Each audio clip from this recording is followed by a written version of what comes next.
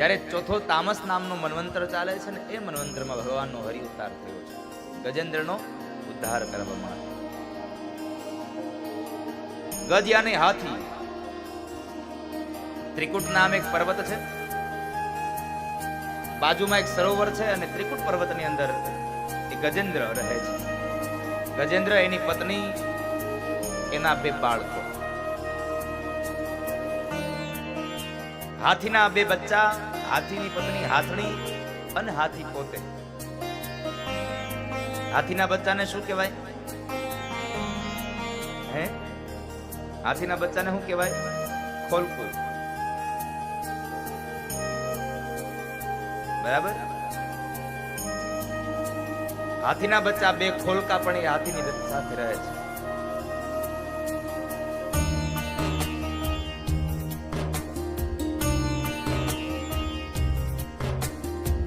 કોઈ વાંધો ન હોય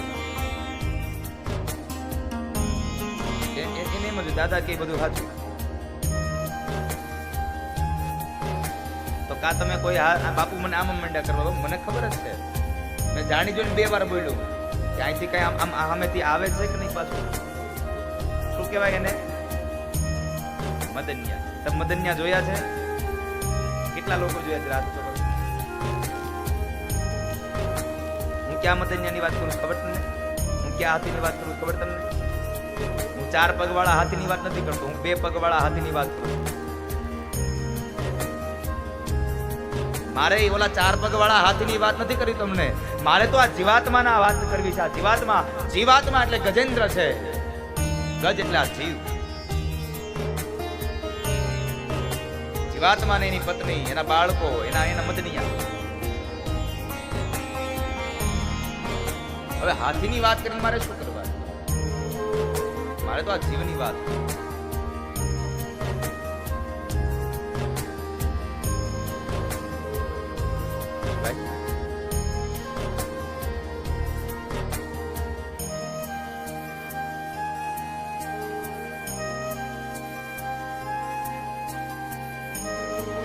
ગજ એટલે જીવાત્મા. આ કથા હાથીની છે, પણ આપણને, મને આધ્યાત્મિક અર્થમાં લઈ જવામાં ખૂબ આનંદ મળે છે.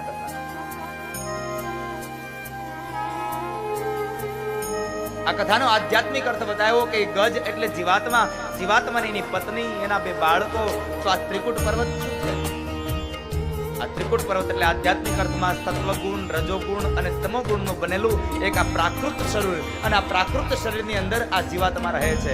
આ શરીર એ એક પર્વત છે, અને આ પર્વતની અંદર ગજ એટલે જીવાત્મા, આ જીવ આ શરીરમાં રહે છે. એની પત્ની, એના બાળકો. આ સંસાર એ સરોવર છે. આ સરોવરમાં લૌકિક વાસનાઓના સુખને એ જળને પીવા આવ્યો છે જીવાત્મા.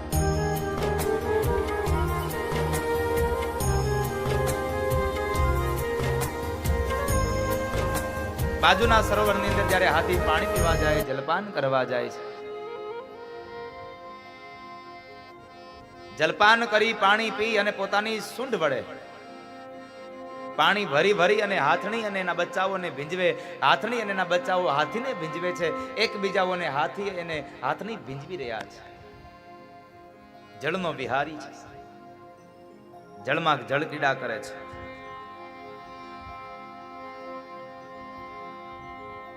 જળ ક્રીડાની માટે આવ્યો છે. અને એ સમયે હાથી ભૂલી ગયો છે કે આ જળની અંદર મારે વધારે સમય ન રહેવાય, કારણ મારી પાસે જોર છે, મારી પાસે તાકાત છે, પણ આ તાકાત મારી ધરતી ઉપર ચાલે, મારું બળ આ પાણીમાં ન ચાલે. પણ સાથે સ્ત્રી છે એટલે અહંકાર હોય સાહેબ, અભિમાન હોય, જરા આમ ઘમંડ હોય, પોતાની જાતને કંઈક માનતો હોય. આ જીવાત્માનું, આ ગજેન્દ્રનું એવું જ છે. ગાડી લઈને નીકળે, પાછળ પત્ની બેઠી હોય, અને એ સમયે બરાબર ફાટક ઉપર ઉભા હોય અને કોઈક પાછળથી આવીને જરાકમથી ગાડી અડાડે ને, એટલે એવી ત્રાસી નજરે જોવે, એટલે એની પત્નીને બતાવે, જોયું હું કોઈથી ડરતો નથી. અહંકારી બાળ. હાથી અહંકારી ભારી, સંગે છે નારી, જળનો વિહારી આવ્યો, જળ કીડાને કા. જળનો વિહારી આવી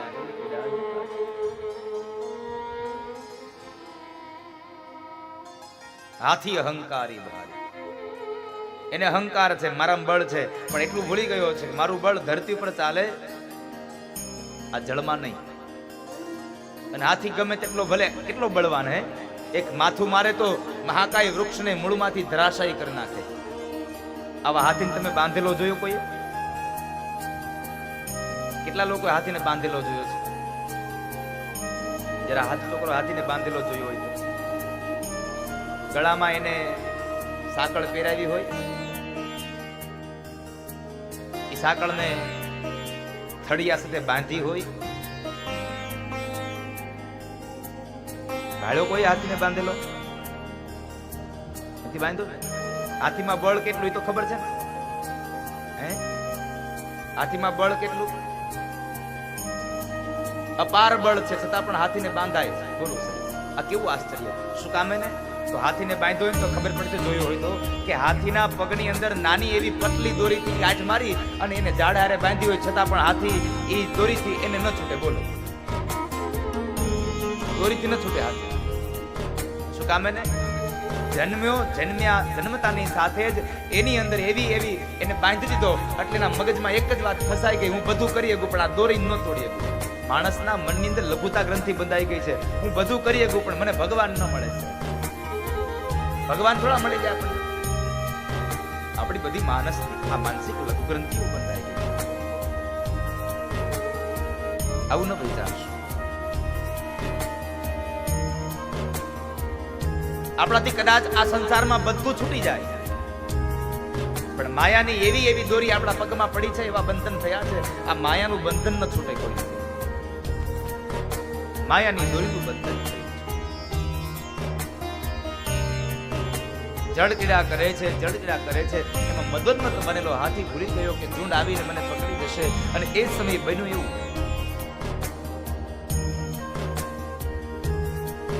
કે ઝુંડે આવી અને હાથીનો પગ પકડ્યો. ઝુંડ આવીને હાથીનો પગ પકડ્યો. આ ઝુંડ એટલે કાળ. અને આ સંસારમાં મહાપુરુષો કહે છે, જ્યારે પણ કાળ આવે ને ત્યારે પેલો પગ પકડે. કાળ પેલા પગ પકડતો હોય છે. એટલે ઝુંડે આવી હાથીનો પગ પકડ્યો. હાથીનો પગ પકડ્યો. હાથી બહાર નીકળવાના પ્રયત્નો કરે છે. હાથની અને એના બચ્ચાઓ પણ હાથીને પકડી અને બહાર લઈ જવા માટે પ્રયત્નો કરે છે. પણ જેમ જેમ એને બહાર લઈ જવાના પ્રયત્નો કરે તેમ ઝુંડ એને મધ્યમાં ખેંચતું જાય છે. મધ્યમાં એને ખેંચતું.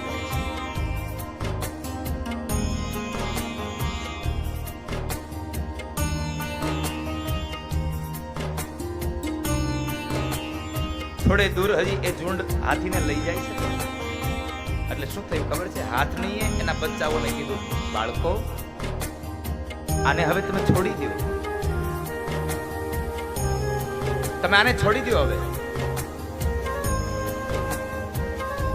કારણ એને બચાવવા રહેશું ને તો આપણું પણ પગ ઝુંડ આવીને પકડી લેશે. આ સંસારના જીવાત્માનું ગજેન્દ્રનું આવું જ છે. માંદો પડે ને એટલે દવાખાને લઈ જાય, પણ દવાખાને લઈ ગયા પછી ડોક્ટરો એમ કહે કે ભાઈ દીકરાઓ, હવે આ દાદાની બહુ ઉંમર થઈ છે એટલે આને કઈ ઓપરેશન નહીં કરાય. તો આમાં દવા કાંઈ કામ નહીં કરે. એટલે દીકરા શું કરે? એને ઘરે લઈ આવે અને ભગવાન ભરોસે છોડી દે. જીવાડે તો એ ભગવાન, હવે ભગવાનને જે કરવું હોય તે કરે. આમાં આપણું તો નહીં ચાલે. ભગવાન ભરોસે છોડી દે છે. ઈશ્વર ભરોસે છોડી દે.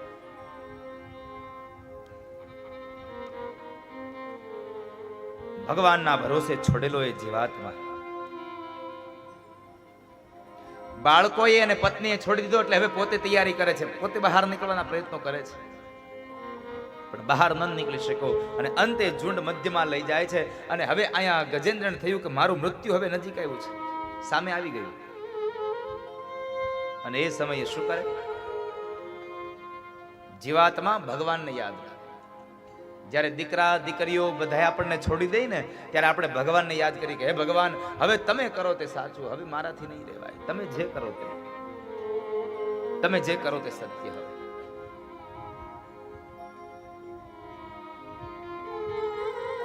અને ગજેન્દ્રએ ભગવાનની સ્તુતિ કરી. અને કવિ સુરશ્યામ લખે છે,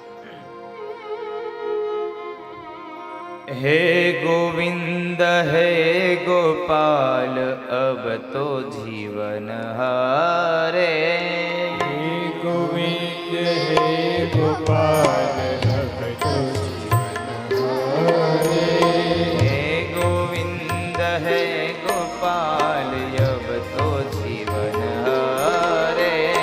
हे गोविंद हे गोपाल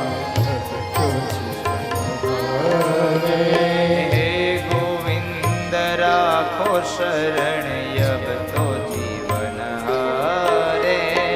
हे गोविंद राखो शरण अब तो जीवन हारे.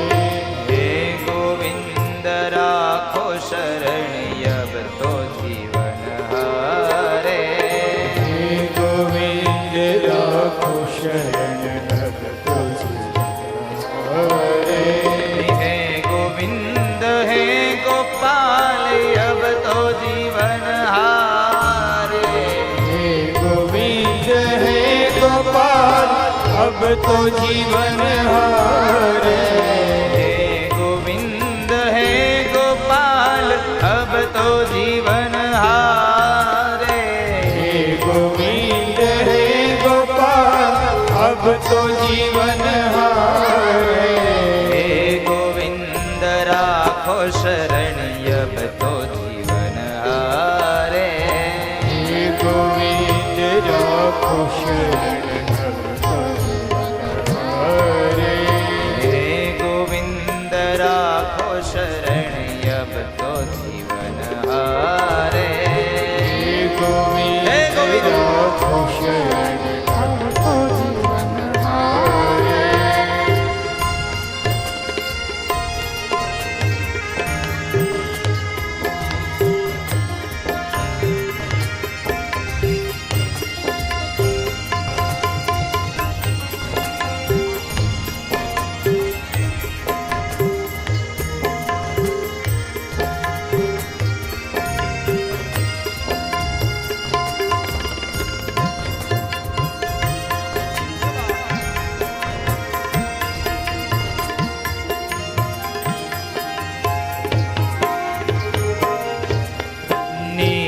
पीबन है तू गयो सिंधु के किनारे.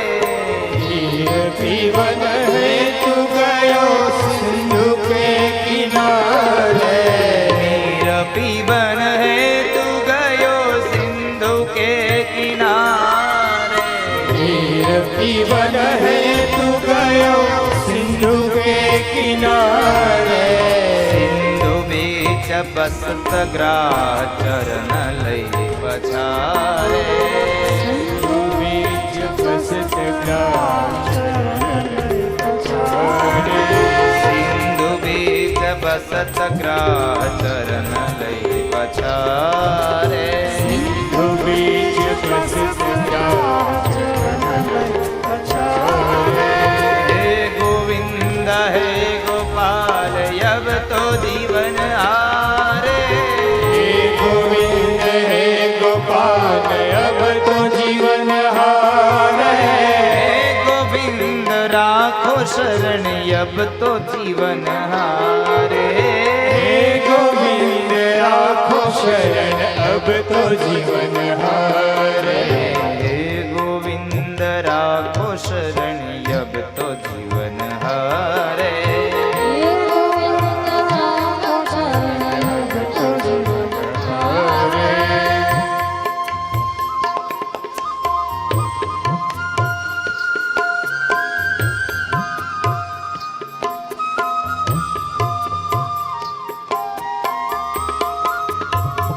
हे हरि.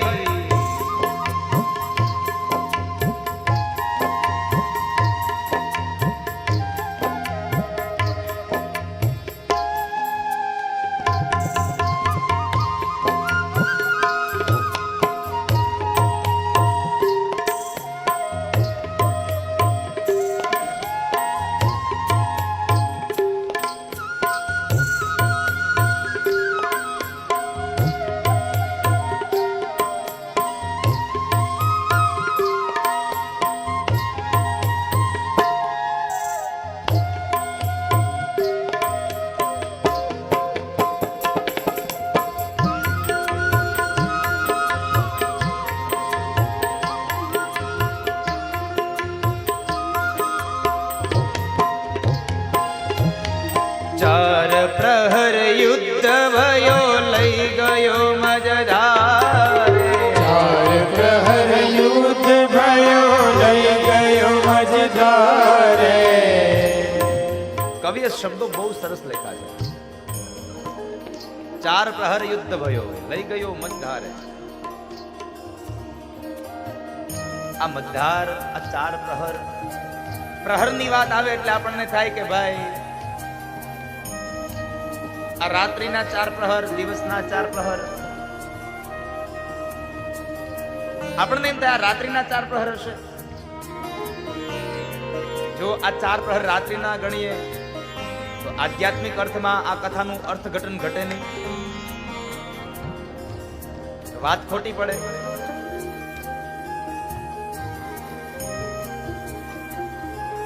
શબ્દ છે ચાર પ્રહર યુદ્ધ ભયો લઈ ગયો મજધારે. ચાર પ્રહર એટલે જિંદગીના ચાર પડાવો: બાલ્ય અવસ્થા, કૌમાર અવસ્થા, યુવાની અવસ્થા અને છેલ્લે વૃદ્ધાવસ્થા. આ ચાર પડાવો આ જિંદગી. અને આ જિંદગીના ચાર પડાવમાં સતત માણસ જન્મે અને મૃત્યુ પામે ત્યાં સુધી કાળની સાથે યુદ્ધ કરે છે. એક ક્ષણ પણ કાળની સાથેનું યુદ્ધ વિરામ નથી થયું. એટલે કવિને લખ્યું ચાર પ્રહર યુદ્ધ ભયો લઈ ગયો મજધારે. ચાર પ્રહર યુદ્ધ ભયો લઈ ગયો મજધારે. ચાર પ્રહર યુદ્ધ ભયો લઈ ગયો મજધારે. ચાર પ્રહર યુદ્ધ ભયો લઈ ગયો મજધારે. નાક કાન ડૂબન લગે કૃષ્ણ કો પુકારે. આંખ કાન ડૂબન લગે કૃષ્ણ કો પુકારે. નાક કાન ડૂબન લગે કૃષ્ણ કો પુકારે. આંખ કાન ડૂબન લગે કૃષ્ણ કો પુકારે. હે ગોવિંદ હે ગોપાલ અબ તો જીવન હારે. હે ગોવિંદ હે ગોપાલ અબ તો જીવન હારે. ચાર પ્રહર યુદ્ધ ભયો લઈ ગયો મજધારે. નાક કાન ડૂબન લગે તબ કૃષ્ણ કો પુકારે. પેલા હાથીના નાક કાન આંખ બધું પાણીમાં ડૂબવાની વાત. આ ગજેન્દ્ર ને આ જીવાત્માને આને શું કરવાનું?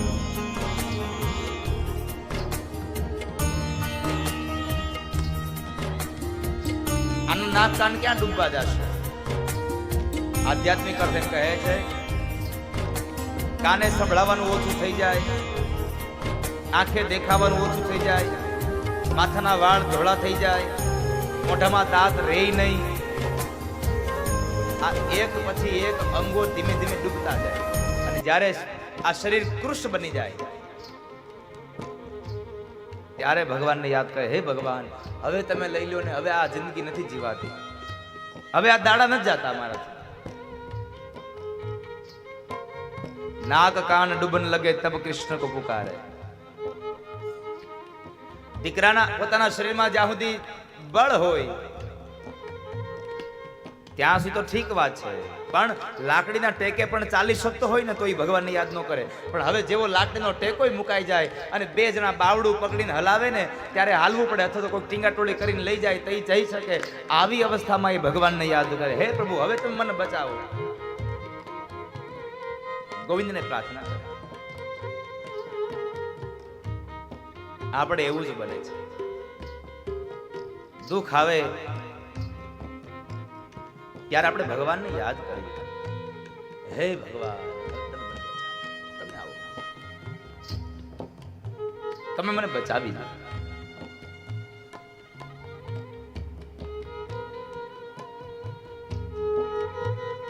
અને એવો આર્તનાદ થયો ગજેન્દ્રની નાભીમાંથી. મેં મેં ગઈકાલે પણ વાત કરી હતી, આજ ફરી વાર દોહરાવી દઉં. જ્યારે તમને ભીડ પડે, જ્યારે દુઃખ પડે અને તમે જે ભગવાનને યાદ કરો ને એ જે તમને ભગવાન પ્રત્યે ભાવના હોય ને એવી ભાવના તમને ક્યારેય ન જન્મે સાહેબ. કારણ દુઃખ આવે ત્યારે માણસને આમ આમ અંદરથી આત્મજ્ઞાન જાગી જાય, અંદરથી ભગવાન પ્રત્યેનો પ્રેમ જાગી જાય.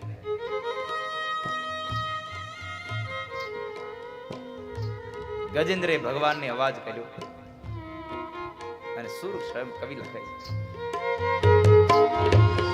દ્વારિકા में शब्द गयो शोर भयो भार, द्वारिका में शब्द गयो शोर भयो भारे, द्वारिका में शब्द गयो शोर भयो भारे, द्वारिका में शब्द गयो शोर भयो भारे, शंख चक्र गदा पद्म गरुड़ लई सिधारे, शंख चक्र गदा पद्म गरुड़ लई सिधारे, शंख चक्र गदा पद्म गरुड़ लई सिधारे, शंख चक्र गदा पद्म गरुड़ लई सिधारे, हे गोविंद है गोपाल अब तो जीवन हारे, हे गोविंद हे गोपाल अब तो जीवन हारे,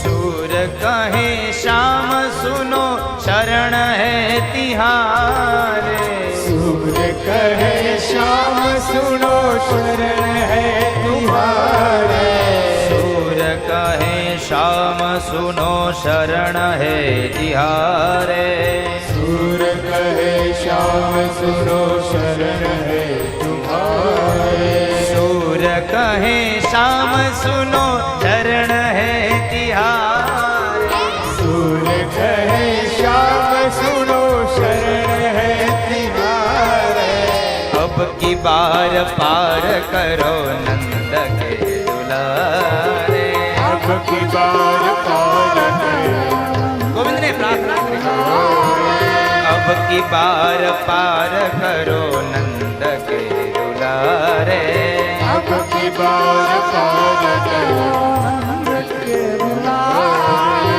हे गोविंद है गोपाल अब तो जीवन हारे, हे गोविंद हे गोपाल अब तो जीवन हारे, हे गोविंद राखो शरण अब तो जीवन हारे, हे गोविंद राखो शरण अब तो जीवन हारे, हे गोविंद है गोपाल अब तो जीवन हारे, हे गोविंद हे गोपाल अब तो जीवन हारे, अब तो जीवन हारे, अब तो जीवन हारे, अब तो जीवन हारे, अब तो जीवन हारे, अब तो जीवन हारे, अब तो जीवन हारे, अब तो जीवन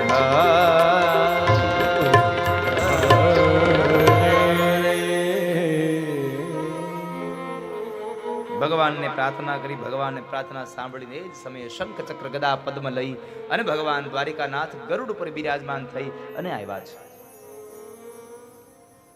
ઈશ્વરને જો પ્રાર્થના થાય હૃદયના પવિત્ર શુદ્ધ ભાવ સાથે તો ભગવાન તમારી પ્રાર્થના અવશ્ય સાંભળે છે, એમાં કોઈ સંશય નથી. પણ મૂળ મુદ્દાની વાત થાય છે એવું આપણે ભગવાનને બોલાવવામાં મોડું કરી દઈએ છીએ, પછી ભગવાન કોઈ દી આવવામાં મોડું નથી કરતા. हरि को पुकारने में करी को लगी देर, करी को युवारने में हरि को न लगी देर, ભગવાનને બોલાવવા માટે આ જીવાત્મા મોઢું કરે છે, પણ જેવો બોલાવે ને એટલે ભગવાન પછી એ જીવાત્માને ઉગારવામાં જરાય મોઢું ન કરે. સાહેબ આવી જાય, ઈશ્વર આવી જાય.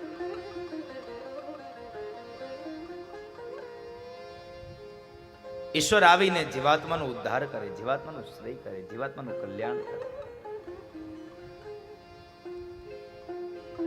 ભગવાનના નામનો મહિમા ગાય. જ્યાં સુધી આપણામાં બળ હોય ત્યાં સુધી આપણે બોલાવીએ નહીં, પછી દુર્બળ થઈ જઈએ, હાવ નિર્બળ બની જઈએ, પછી બોલાવીએ. જબ લગ ગજ અપનો બરતિયો ને કસરી કો નહીં કામ, નિર્બલ હૃદય બલરામ પુકાર્યો, આયે આધેના. નિર્બળ હૃદય થઈ અને ગોવિંદને બોલાવે. જ્યાં ક્યાંય નો રહે ત્યારે ગોવિંદને બોલાવે. રજકણ તારા રજળશે, જેમ રણમાં ઉડે રેત. રજકણ તારા રજળશે, જેમ રણમાં ઉડે રેત. હજી બાજી છે તારા હાથમાં, માટે ચેત ચેત નર છે. ભગવાને આવીને સુદર્શન ચક્ર વહેતું કર્યું, ઝુંડનું મસ્તક કાપ્યું. મગરના રૂપને છોડી, ઝુંડના રૂપને છોડી અને હું નામનો ગંધર્વ પ્રગટ થયો. ભગવાને એ જ સમયે હાથીના શરીરને સ્પર્શ કરાવ્યો, હાથીનું શરીર છોડ્યું અને ઇન્દ્રદ્યુમ્ન નામના રાજા પ્રગટ થયા. કારણ હું નામનો ગંધર્વ દેવલ ઋષિના શાપને લઈ અને ઝુંડ બન્યો હતો, અને ઇન્દ્રદ્યુમ્ન નામનો રાજા અગસ્ત્ય મુનિના શાપને લઈ અને હાથી બન્યો. બહુ દિવ્ય કથા છે. શાપનું પરિણામ મળ્યું. ભગવાન પાસે પ્રાર્થના કરી, ભગવાન આવ્યા અને દેવ જનાને શાપમાંથી ભગવાને મુક્ત કર્યા છે. આ કથા સુખદેવજી મહારાજ રાજા પરીક્ષિતે બતાવી. ત્યારબાદ સમુદ્ર મંથનની કથા છે. દેવો અને દાનવો બે ભેગા મળી અને સમુદ્ર મંથન કરે. પણ એક નક્કી હતું, એક નિયમ હતો કે મંથન કરવામાં જે કાંઈ પેલું પદાર્થ નીકળે એ પદાર્થને આપણે સૌપ્રથમ વહેંચી લેવું. જ્યાં સુધી પદાર્થ ન વહેંચાઈ જાય ત્યાં સુધી આપણે બીજું મંથન ન કરવું. મેરુ પર્વતનો રવૈયો બનાવ્યો, વાસુકી નાગના નેત્ર બનાવ્યા, અને અંતમાં હવે એક બાજુ દેવતાઓ અને એક બાજુ દાનવો.